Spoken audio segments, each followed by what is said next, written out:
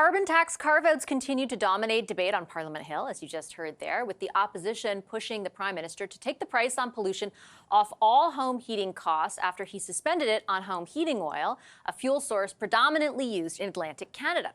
Now the Tories are preparing to force members of Parliament to vote on an exemption extension, with Pierre Poilievre announcing he'll bring that vote to the House next week. Our front bench is here to unpack the political impact of all of it. With me this evening, Elliott Hughes. He's a political commentator and senior associate with Strategists, also a former senior advisor to Liberal finance and defence ministers. Former Alberta MLA and cabinet minister Gary Marr is with us. He's the president and CEO of the Canada West Foundation now. Anne McGrath is national director of the NDP, and Marika Walsh is a senior political reporter with the Globe and Mail. Hi, everybody. Great to see you tonight. Anne, I'm going to start with you.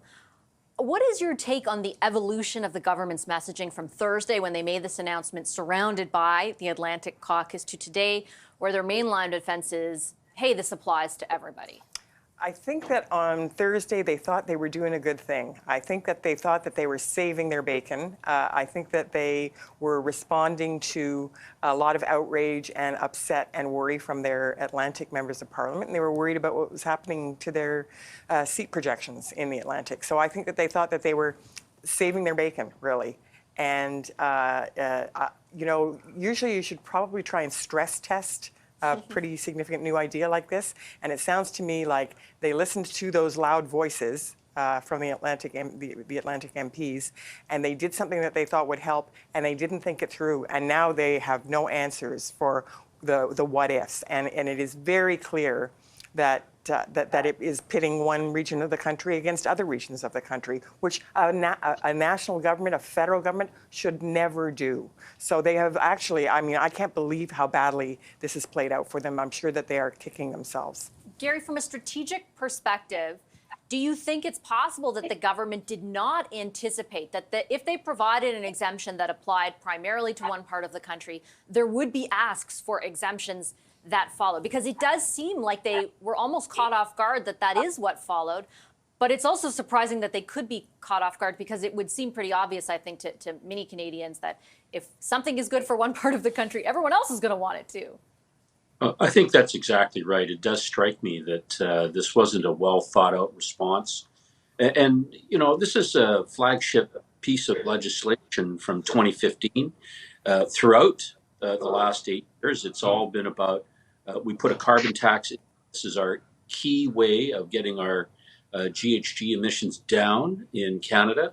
I think that when Conservative MPs have raised the issue about the affordability of home heating, whether it be natural gas or you know, heating oil, they've been sort of put down as being climate change deniers. Then you've got Minister Hutchings, who's talked about, well, you should just go, you know, in Western Canada, you should seek to, you know, elect more Liberals, and maybe that would be better for you. I think that's an egregiously bad sort of political sensibility, and I think that the reaction of Premier Moe from Saskatchewan saying, you know, we've got a Crown corporation that is a utility provider. We're going to instruct them not to collect the tax. And you've had, you know, in Alberta, there is no Crown corporation that does that, but you've had similar reactions from, you know, Premier Smith, Premier Eby, Premier Ford. It's not surprising, and it won't be long before, for example, you know, sectors like the agriculture sector will say, well, you know, we should take off the fuel tax on, you know, on diesel that goes into, you know, planting our crops. The cost of farming has gone up dramatically, and just thinking about the, you know, fuel oil going from $0 to $65, you know, it's scheduled to go to 110.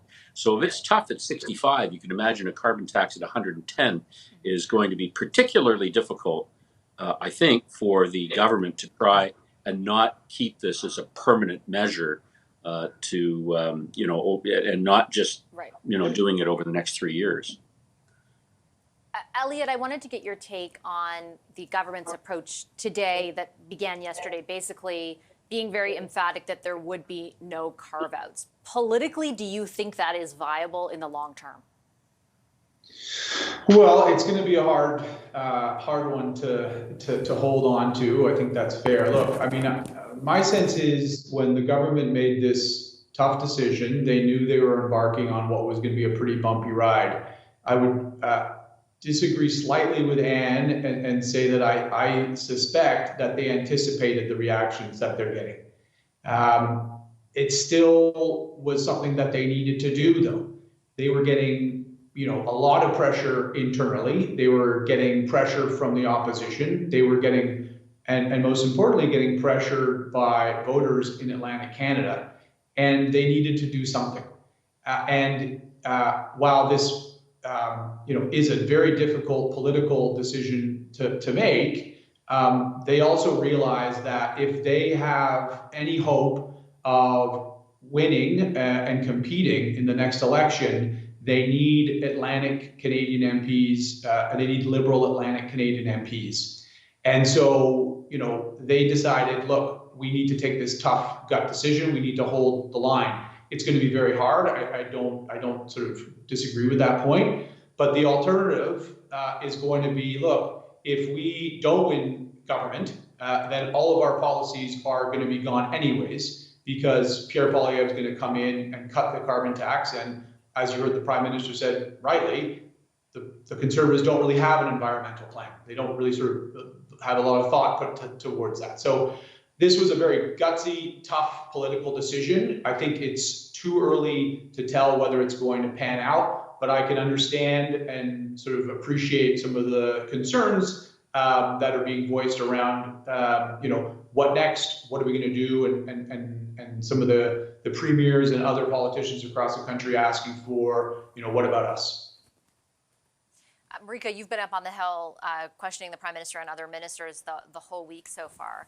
Is your sense that they anticipated what the response would be in the rest of Canada?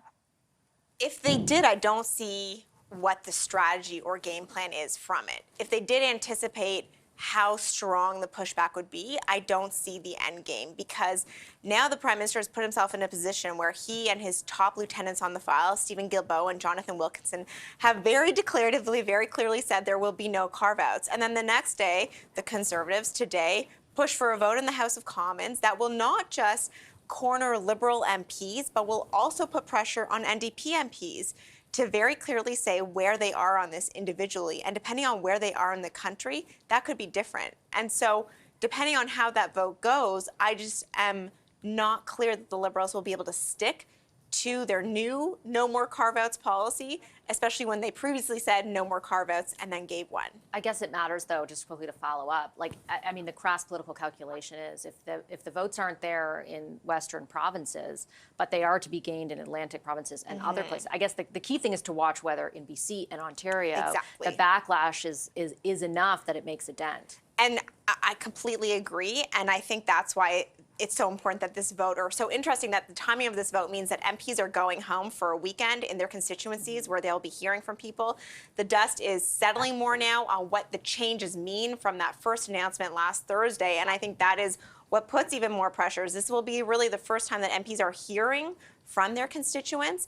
The government is saying this is a program or a suite of programs that is available across Canada, but it's not. The pilot program for free heat pumps is not available yet in BC and Ontario and doesn't appear to be anytime soon.